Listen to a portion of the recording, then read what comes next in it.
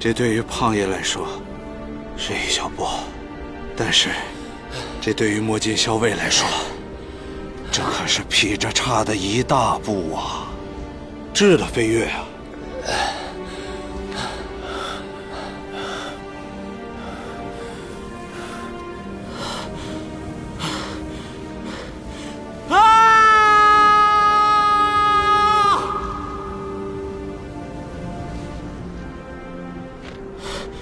难怪人家说，到蓬莱仙境，不及长白一跳，北国风光，万里雪飘，太壮观了。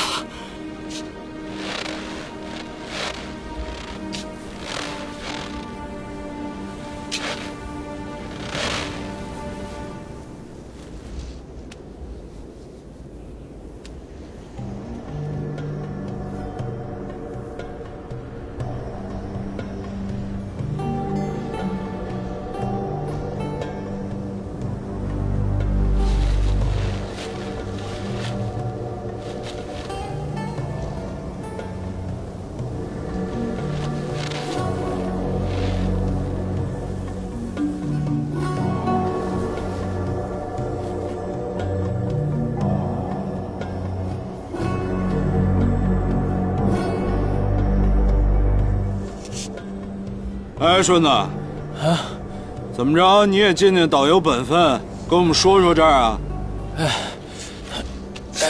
咱们长白山的传说中啊，这里的大圣山、小圣山，还有前面的三圣山，在洪荒时期啊，其实就是一座山。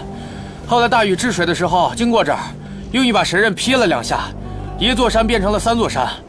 我听爷爷说，在这3座山上看到的风景各不相同。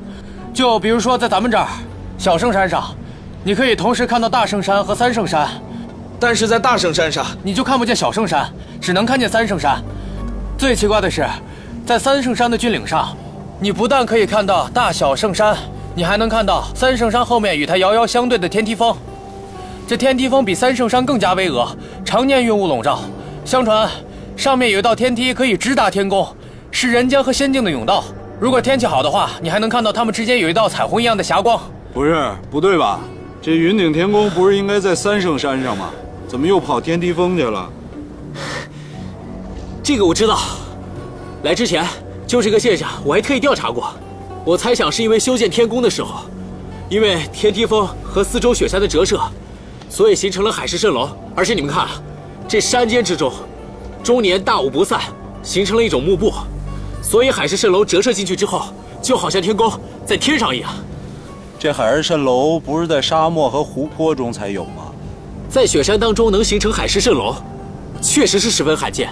我想，估计跟这儿的地貌和龙脉有关系吧。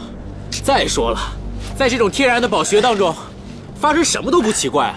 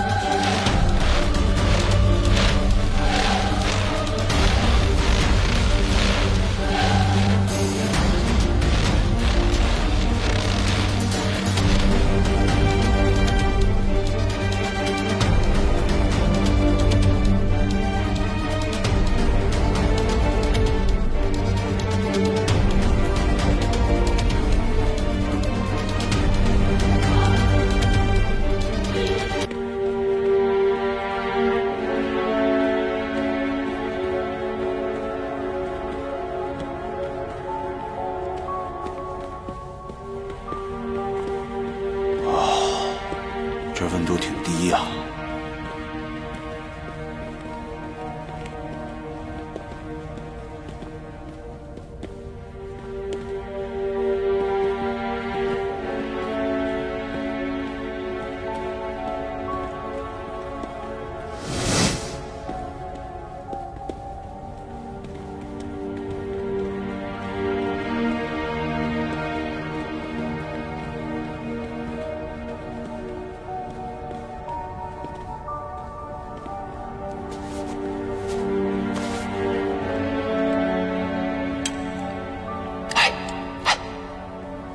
你干嘛？这好不容易来这地方，你看不真着，不得好好欣赏一下？不行，这是地方环境，你要是把这些灯笼都点燃了，一会儿温度上来了，这上面冰瓦就会融化，这就塌了。这么大地方，你手电根本就照不透啊！你不把这灯点着怎么看？就得把这灯奴一个一个给点着了才行。干嘛呀？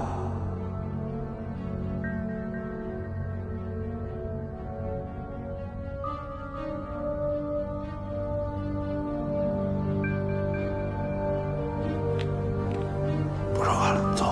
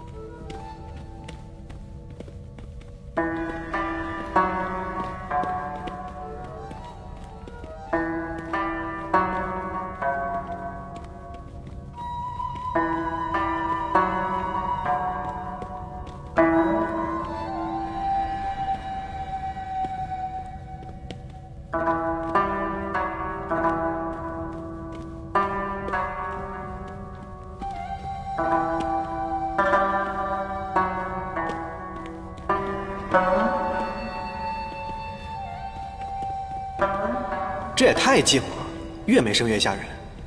哎，我说，咱们还是聊聊天吧，别整得跟做贼似的。嘘，你这一说话，回头踩着机关都听不到，你担当得起吗？咱们得听小哥的。没那么严重。大家仔细看看，这里应该是祭祀之用，有机关的可能性非常小。而且冰封了这么久，即便有什么机关，也都不能用。你在这里边不听小哥的，你茅坑打灯笼，找死啊！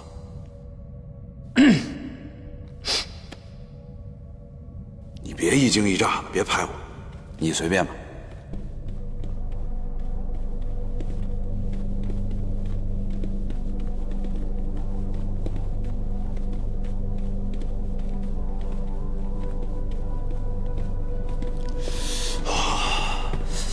哎呀呀！哎呀，你这是又干嘛呀？哎呀，你不觉得越来越冷了吗？胖爷，我都到极限了。你那一身肥膘原来这么不抗冻啊？我这一身肥膘得照顾你那俩月，早就甩没了。这个温度，任谁都扛不住啊！是啊，这是刚进来，时间一长，肯定扛不住。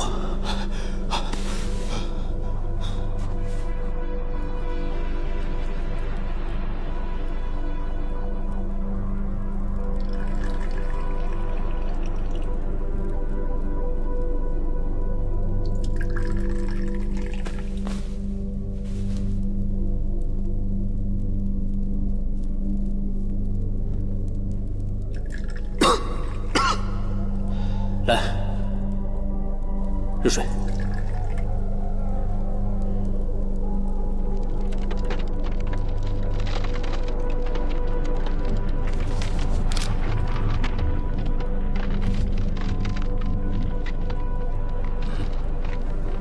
什么声音？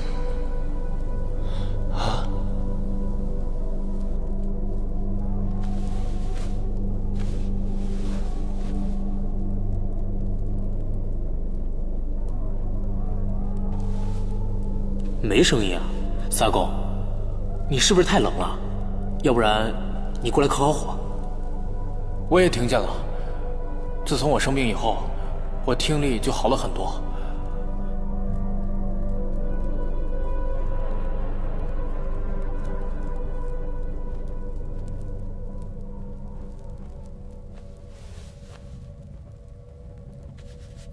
晚上了。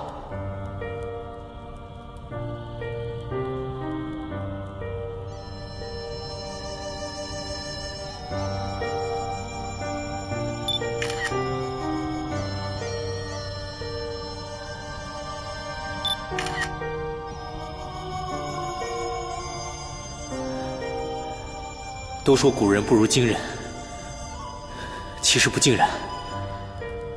老祖宗留下的智慧，到了今时今日，咱们还是得佩服啊。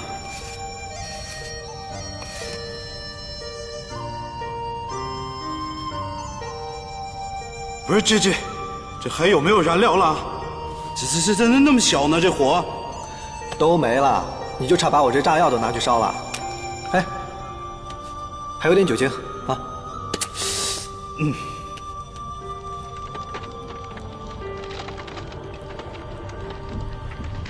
哎，大家静一静，静一静，仔细的听一听，这个断开的声音到底是从哪里发出来的？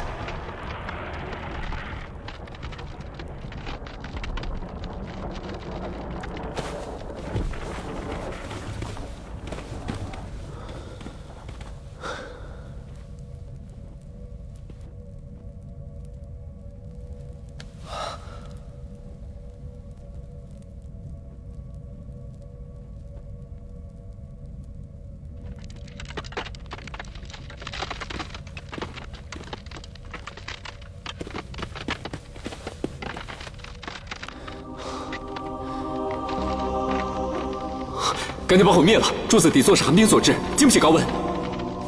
哎，别灭，冷！你们消防意识那么强呢？单纯的冰肯定承受不住这里的结构，这里一定加入了某种特殊的物质，才会呈现出和柱体差不多的颜色。而且，这大殿里的云和雾也都是因为这底座。白天的时候温度高，这些底座会释放出白色云气。等到了晚上，气温变低，这些云气又会重新凝结成地上的霜，附着回底座上。等再到白天，温度再次变高，这些云气就又都出来了。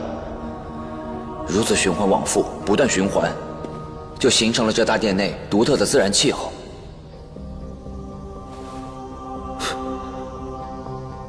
没看出来啊，吴邪，你忽悠起来一套一套的，文化人。反正原理就是这样。这种建筑也只能建在这种极寒冷的雪山上。我想，这在中国古代肯定是头一份了。那怎么办？不生火，冻死；生火，活埋。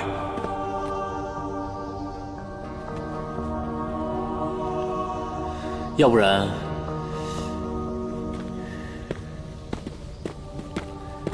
萨公，太冷了，要不然咱们先撤出去，等准备齐全了再返回来啊。我是没事，要是你们这些年轻人连我这个老头子都不如的话，那我看干脆打道回府算了。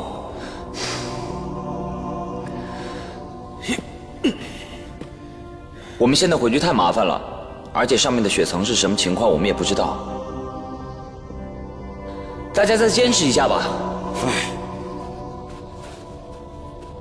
脚跟脸都凉了，都快没知觉了，麻利儿的吧。走了。哎呀！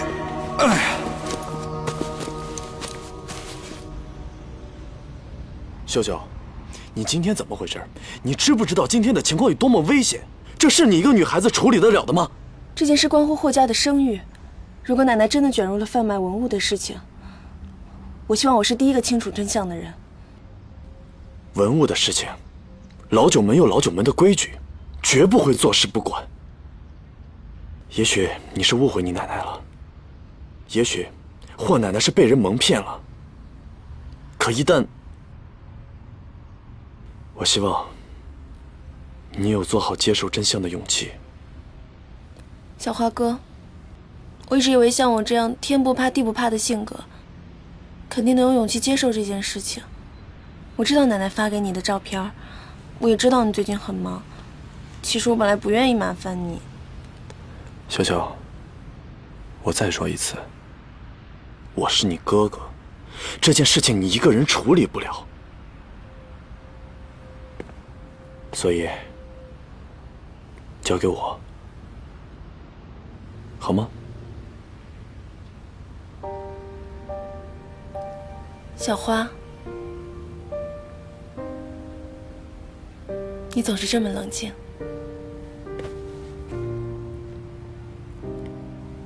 小小，我们每个人都要为自己爱的人买单。吴邪要为他三叔买单，明知是九死一生，也要去云顶天宫。你要为霍奶奶买单，哪怕冒再大的风险，也要查清楚事情的真相。而我，也有要为之买单的人。嘉莎，花爷，张浩这条线小心盯着，他一定还有上家，切莫大意。我们要放长线，钓大鱼。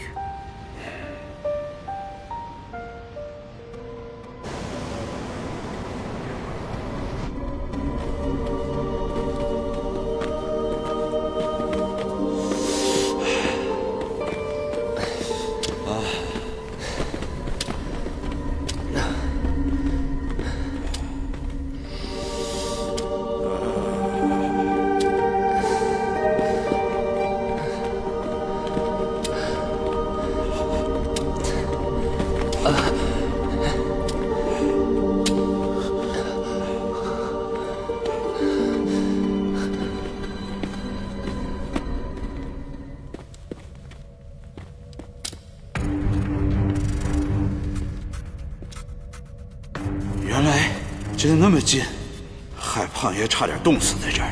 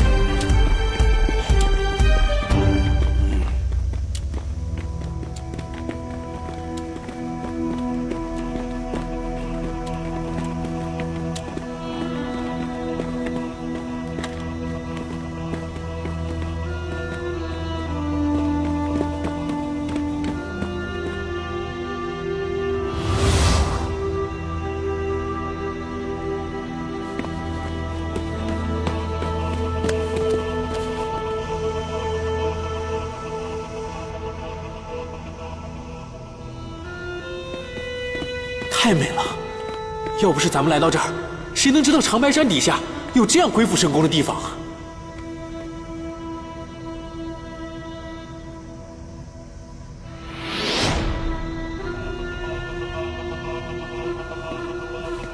哎呀，我说胖子，就算没机关，也得保护一下文物吧。你让胖爷开个鸭汤货，你让我暖和暖和行不行？哎呀，你别管了，你看，看看这是什么？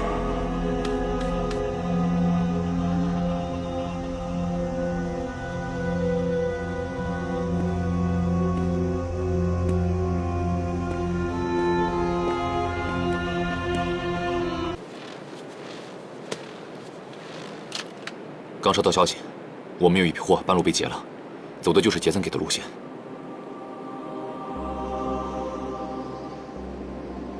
是路线出什么问题了吗？不是，好像是杰森的手下在查货架。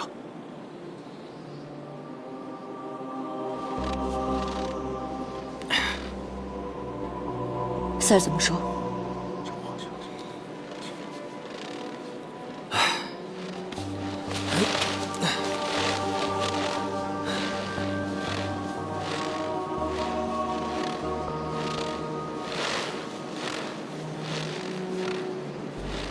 出什么事了？你觉得会出什么事儿啊？路线有问题。咱们现在可是伙伴，有什么问题你可不要瞒我，我们可以一起解决。当然，伙伴，路线出了问题，你不是有办法知道吗？放心，没事儿。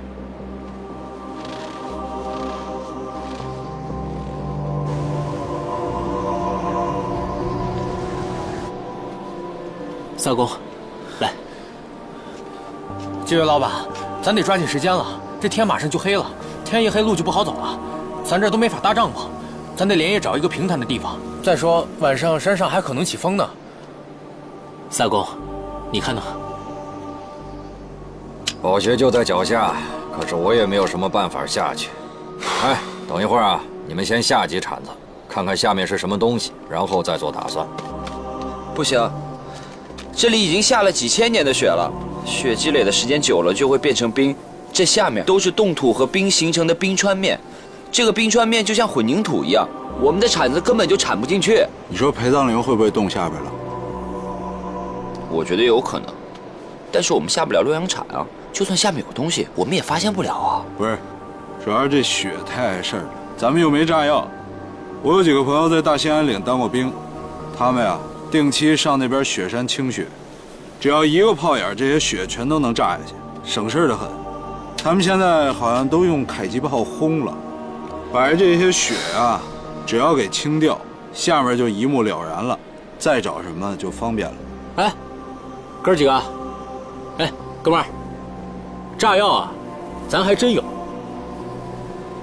有啊，那拿出来啊。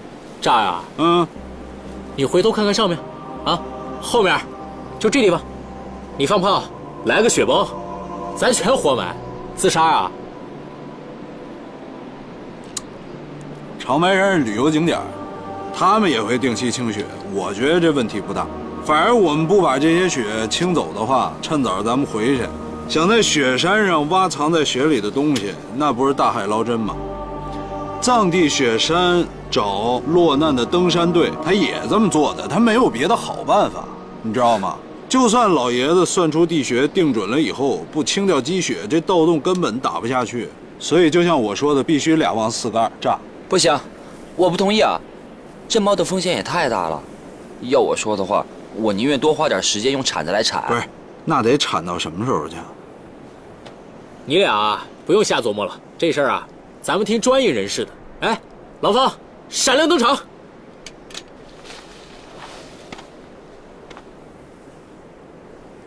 我觉得吧，胖子这办法可以。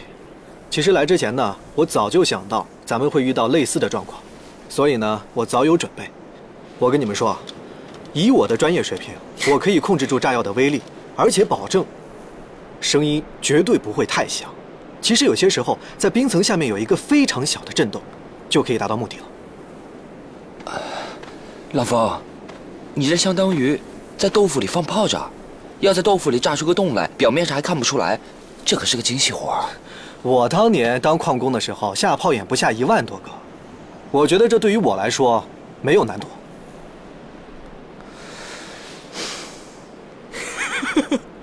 哎，吴姐，我告诉你啊，你看不出来吧？我们家郎峰虽然平时蔫儿声蔫儿语的，但是啊，他从14岁的时候就开始放炮眼，整整放了20年。20年之内炸平1万个山头，然后这手艺啊，被我们家老爷子相中，引得咱们行内仅仅1年，只用1年的时间，他就博得了炮神的称号。哦，炮神就是你呀！嗨，久仰大名，久仰大名。没，什么炮神不炮神的，就是业内人士吹捧的，给他一个外号而已。胖子，你知道他是炮神啊？不知道啊？天真。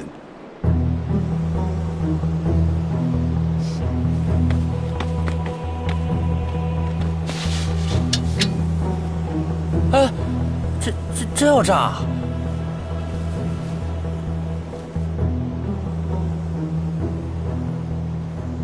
哎，小建筑师，他用的什么炸药啊？行不行？他用的那种炸药是专门用来钻孔、破坏墙体墙面的，威力就相当于10几根炮仗。而且他又重新调配里面的炸药，威力应该比原来更小。我听说过，之前有一些老手可以用这种特殊的雷管，在任何墙体墙面上炸出一个仅能容人通过的洞。我觉得应该没什么问题。老板千万不能炸啊，这会雪崩的，这样真的会雪崩的。老板不能。哎，回来！怎么打人呢？向导跟着咱们真惨。这下怎么处理？你不用管，你弄你的。这个人回去的时候还用得着，不行的话，把他带进墓穴，出来的时候多给他些钱。调理来调理去，没事儿，分寸把握特别好，就是晕了没死，放心吧啊。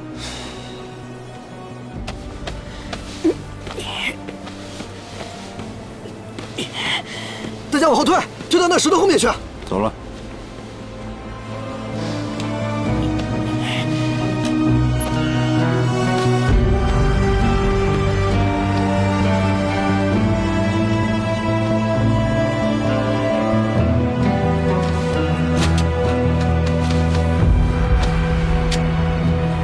老方，来吧。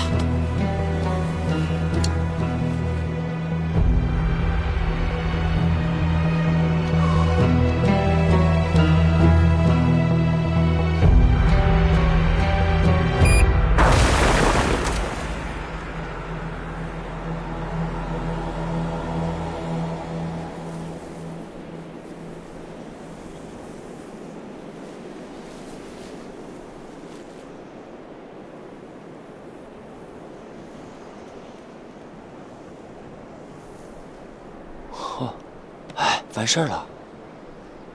完事儿了。一点声儿都没有啊！这果然是炮神，厉害。等会儿，等会儿。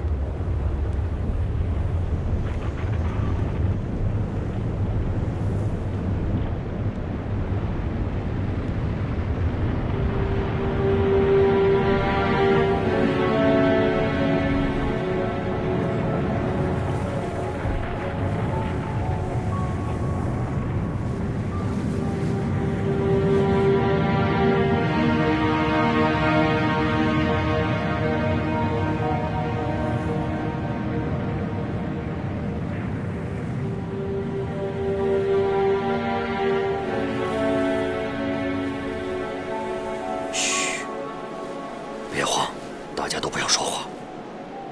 不要慌，不要慌。上面的积雪很薄，就算是有雪崩，也是小面积坍塌，不用担心。只要不被雪潮冲下去就没事了。尽量不要说话。不可能，我已经算准分量了。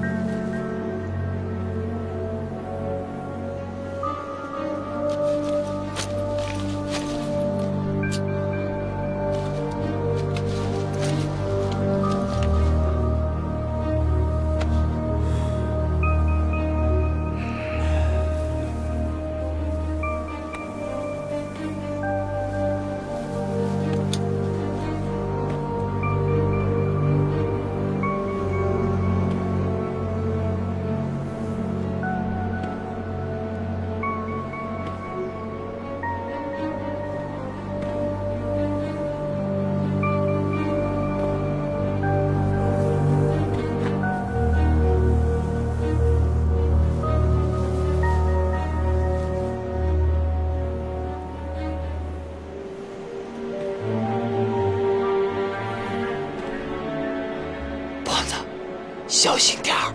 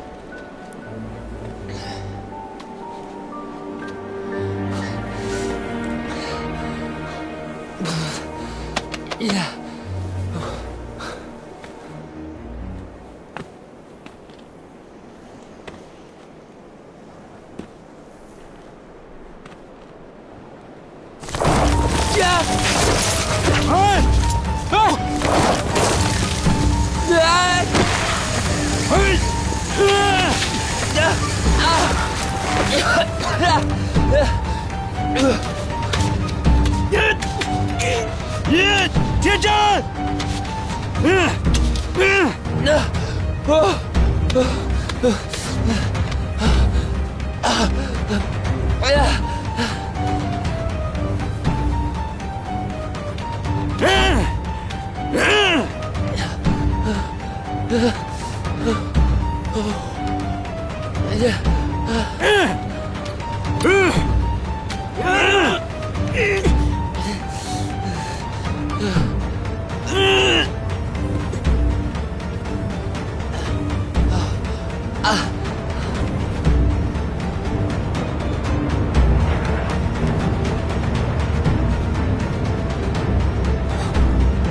雪崩来了，大家快退！快啊！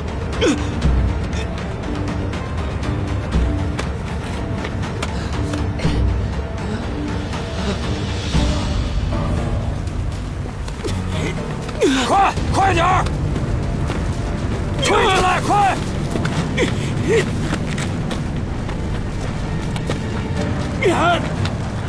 雪崩，快进来！快点儿！让血流过去，快！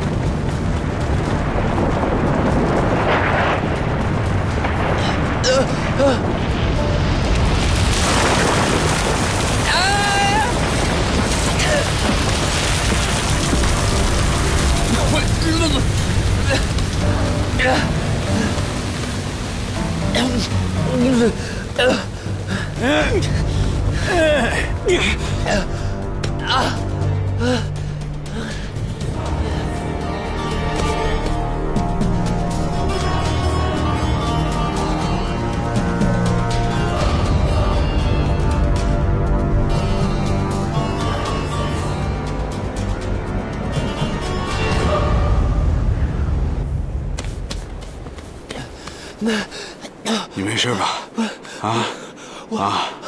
行啊，行，别说了啊，休息。我告诉你，咱们真是运气好，他只是小部分的坍塌，血量少，要不然咱全得玩完。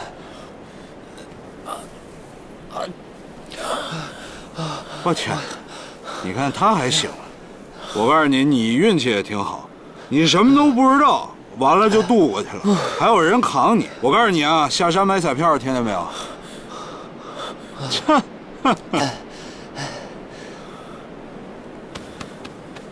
哎，小兔崽子小点声，想把我们都害死。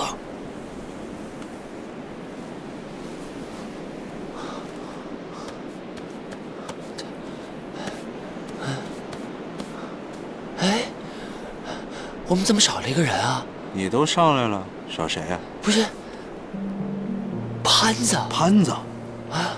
我天，他不会被雪崩运下去了吧？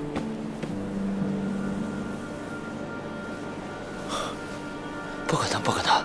潘子的身手那么好，他肯定……他走了。应该不会。什么？你安全之后，潘子也走了。为什么呀？你怎么不叫住他呀？叫住他干嘛呀？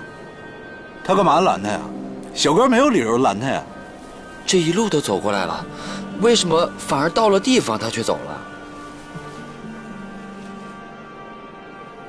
可能是要给三叔通风报信吧。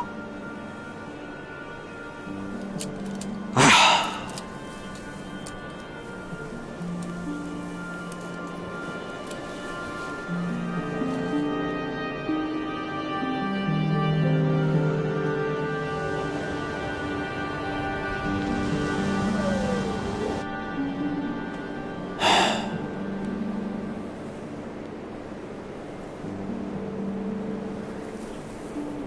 灾难之后一片祥和，感觉这块儿被重新更新了一遍一样。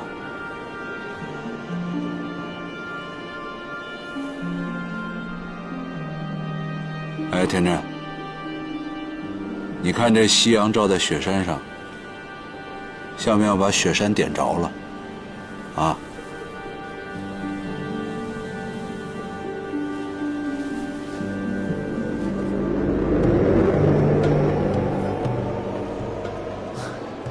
胖子，你有没有觉得我们现在看到的这个景象特别的熟悉？没有啊，怎么了？哎，小哥，胖子，你记不记得我们看过一幅壁画，里面的情景就是这个样子的。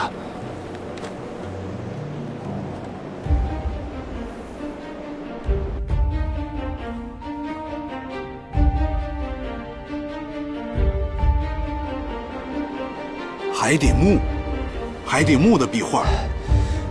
哎呀，对，哎，小哥，你也应该记得吧？哎，哥几个，说什么呢？什么海底墓壁画啊？都说说大家一起听听呗。长话短说啊，之前我们下过一个斗，那里面有幅壁画，上面的画面和我们现在眼前所见的情景几乎重叠了，唯一不同的是，那画面里漫天的红色是火焰。当时我还有所疑惑，是什么东西能把整座长白山都点着了？但是到现在我才知道，其实那画面里的红色就是这夕阳的残照。你这么一说，越来越像了，真的。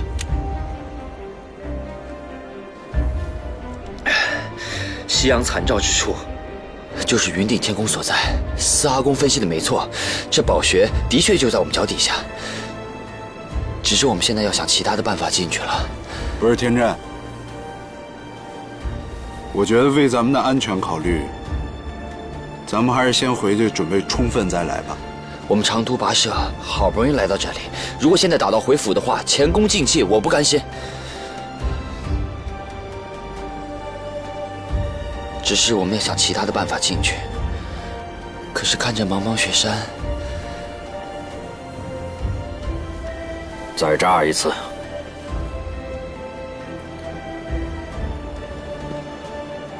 还要炸？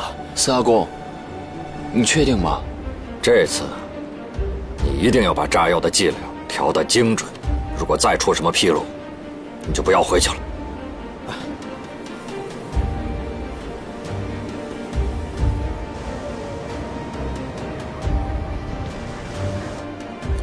我上次用的药量确实是有点大，这次已经把剂量减半，而且啊，我增加了数量，按照这个坡的角度下了6个管，6个差不多1米的深管，我觉得应该可以开一个不到4米的地洞。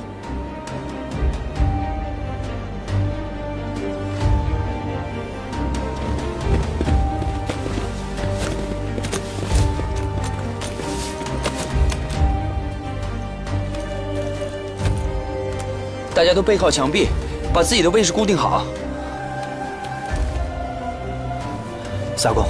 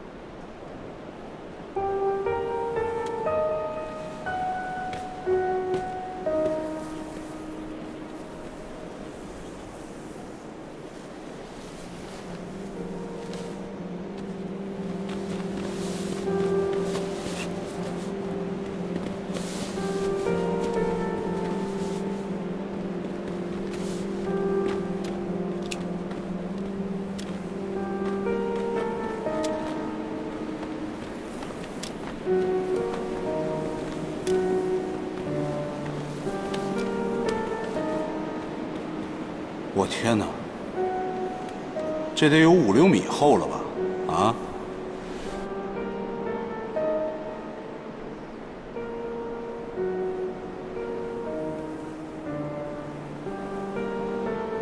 哎，这里边有什么东西啊？在几万年以前，长白山所处的位置还是汪洋一片，是因为主体火山喷发才从海中隆起的。你说这下面这么大个东西，会不会是一些远古海生物的遗体啊？不对吧？冰川形成之前，山体就已经在了。要是动物遗体的话，那就早成化石了。难道这是昆仑胎？啊？什么是昆仑胎啊？和尚，哎，昆仑胎是一种自然形成的奇特现象，就在龙脉的源头，就是咱们俗话说的集天地灵气之所在。一般都是岩石、冰川，还有树木当中，会形成一种类似婴儿的东西。这个东西古文献记载就叫做地生胎，不过现实中有无还有待考证。听着挺邪门的，但是这胎形我看好像不像人吧？昆仑胎是天生胎位，地生神物。哎，孙悟空不也不是人吗？那你要那么说的话，如果这个是昆仑胎，那什么灵，那肯定都在这下面了。都别说了，咱们下去吧。啊，不对，如果这里真的是天生的宝穴昆仑胎位的话，那怎么可能只是一个陪葬陵呢？那真正的云顶天宫所在的三圣山，风水得好到什么程度才坐满啊？总不能比这昆仑胎位还要差吧？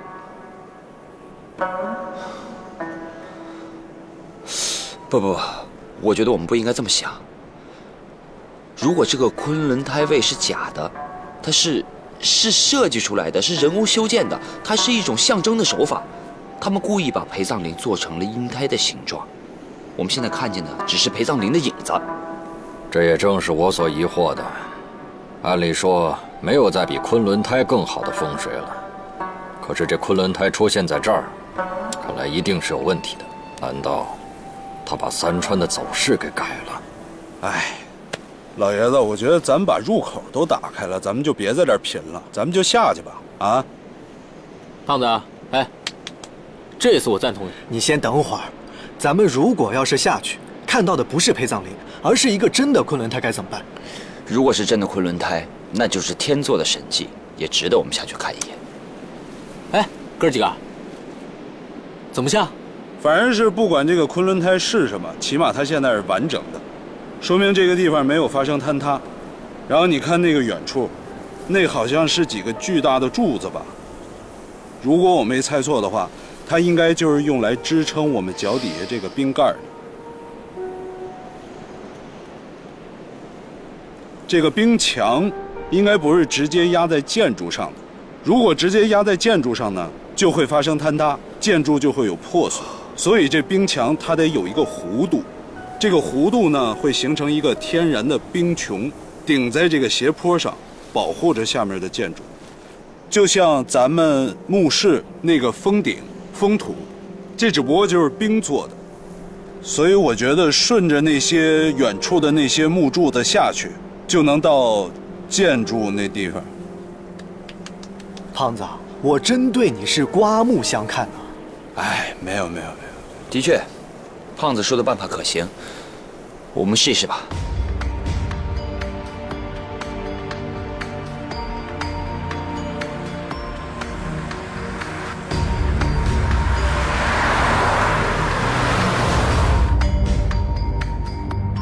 查到在哪儿了吗？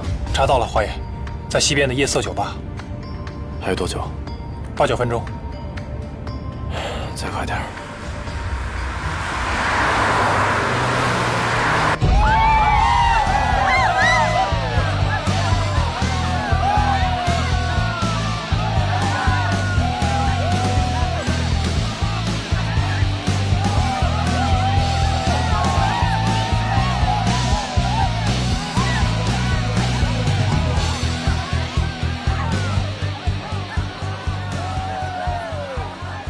来杯橙汁。好。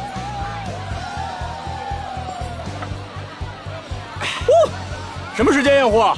哎呀，我跟你说，就那货，特特别的嫩。真的假的呀？真的，我还能骗你啊？靠不靠谱啊？靠谱。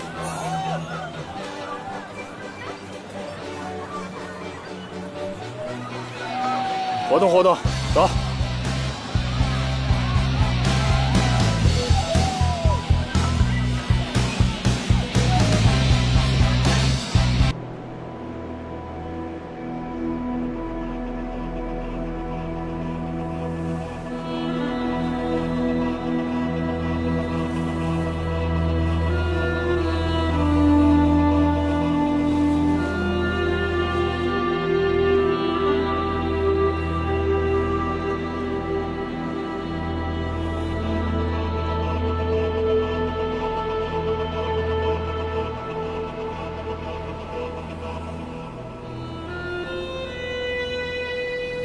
我们现在面临的最大问题，是我们现在所在的位置是在这个深渊的正上方，从这里到下面昆仑台足足有100多米的纵深距离和20多米的横向距离。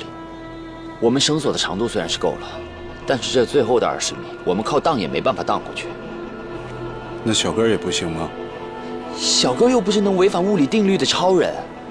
真的不行啊？哦。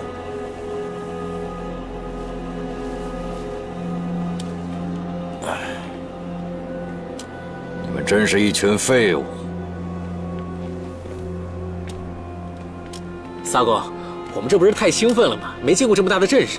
您老有经验，您说这斗该怎么打？万变不离其宗，小心为上。这样，先下去一个人，降到撑着这些冰穹的木头廊柱上，然后再顺着廊柱爬到山洞的上方，再用绳子下到那些外面架空的建筑的屋顶瓦上去。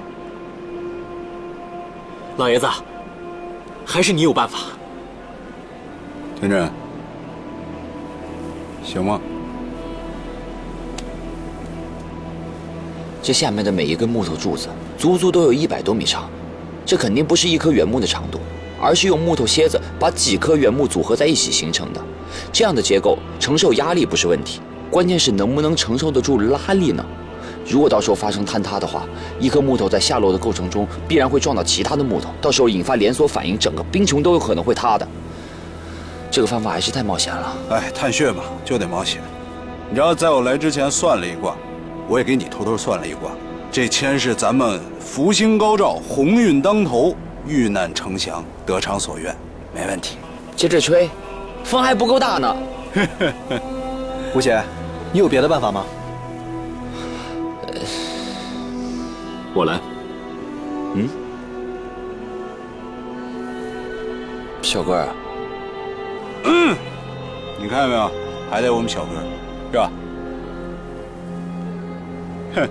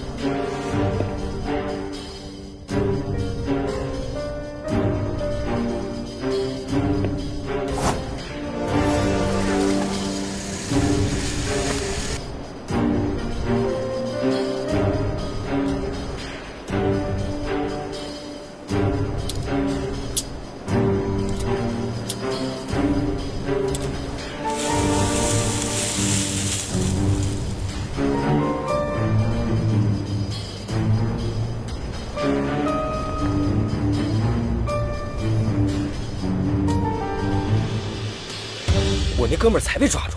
反正你小心点吧，上面有人，你知道吗？走。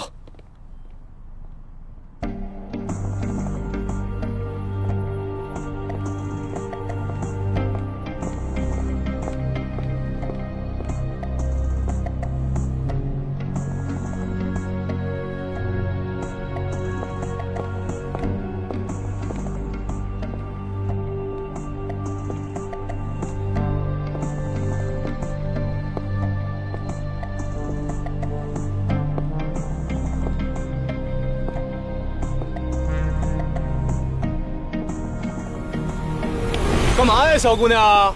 这么晚了跟着我们，什么意思啊？啊！对不起，我只是出来不认识路的。小妹妹，你表情不够到位啊！没有，我只是刚出来就看到你们瞪着我。刚才你都听见什么了？没有听见啊！没有听见，没有听见，我真的什么都没有听见。不要抢我的包！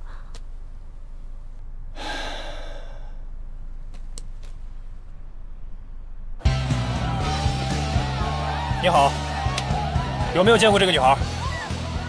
你再看清楚点，有没有见过她？没见过呀。哎，住！在哪儿？哎，那边，去那边了。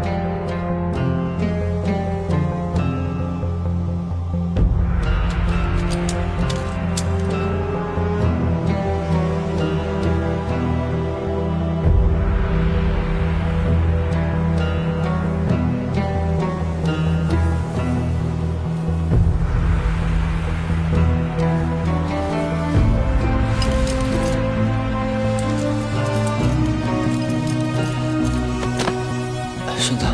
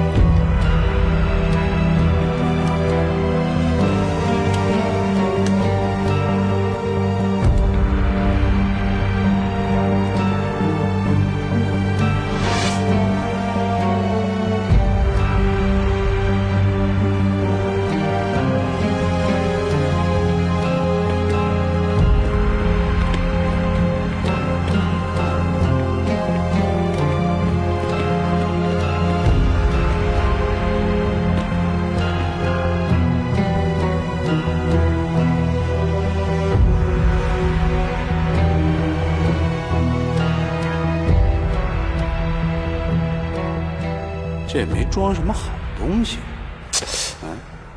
看这铜鼎的风格，还有这灵宫的样式，这很明显的是汉人的风格。哎，你可别忘了，这可是东夏国的陪葬陵。东夏国的陪葬陵居然是汉人的风格，这说明这就是汪藏海的手笔。不管他走到哪里去承包工程，他永远都逃不出自己的民族和时代限制。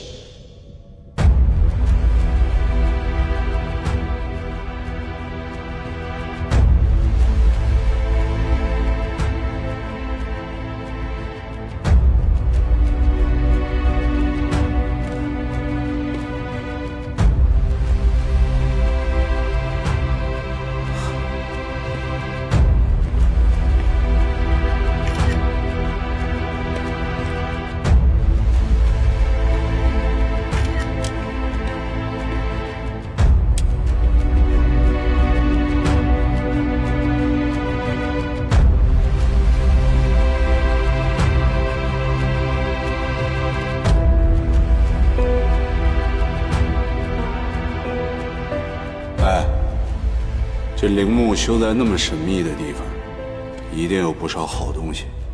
走，去瞧瞧。哼！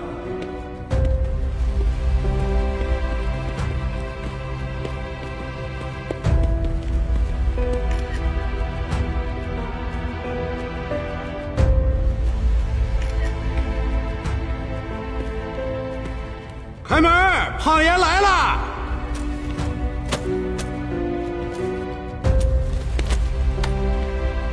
哎，胖子，注意安全啊！没事儿。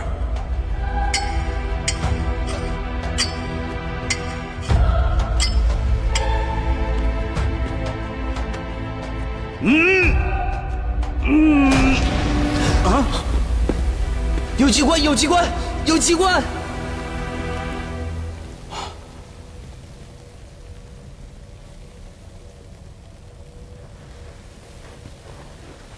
哎，不用怕啊，那个是粘在门背后的防潮漆，现在已经冻成粉末了。那是不是等它散去就没事了？嗯。哎，你发现没有，这底下比上面雪山那儿还冷。云顶天宫那道门也不是这么好进的，洞穴气温一旦下降到-40°C，我们的装备都无法支撑，到时候就必须退出来。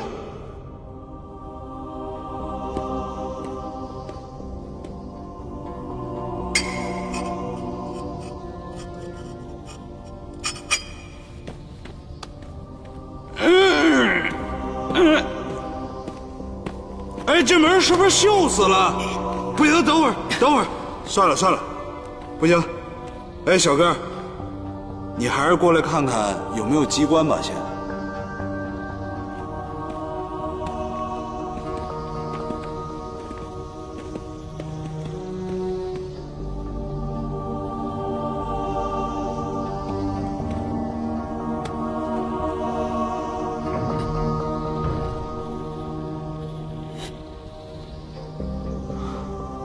说不准。你们跟紧我，千万别说话。放心，我跟天真是肯定跟着你的。